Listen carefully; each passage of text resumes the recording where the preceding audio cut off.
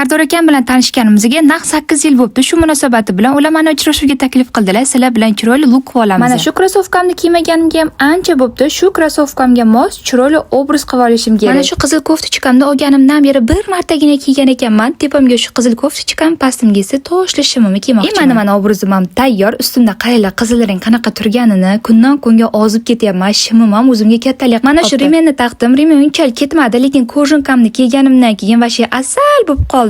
Mana shu kojinkamga naq 5 yil bo'ldi. 5 yildan beri na yirtiladi, na eskiradi. Yangidek bo'lib turibdi. Mana shu qizil sumkakamni taqdim. Oldinlari sumkamga kosmetikalar solsam, bolam tug'ilganidan beri taglik bilan vlajniy salfetka olib yuradigan bo'lganman. Menimcha hamma mamachilarda shunaqa narsa bo'lsa kerak. Undagi kojinkadan tashqari hamma kiyimlarimni Xitoydan zakaz qilganman. Oyoq kiyim va sumkalarni ham mana Xitoy kursimda o'qisanglar, mana shunaqa narsalarni bemalol zakaz qilsanglar bo'ladi. Uchrashuvga ham tayyorman. Ustimdagi kiyimlarim yarashgan-yarashmaganligini kommentariyada yozib qoldiringlar. Men esa uchrashuvga ketdim. Hammaga xayr.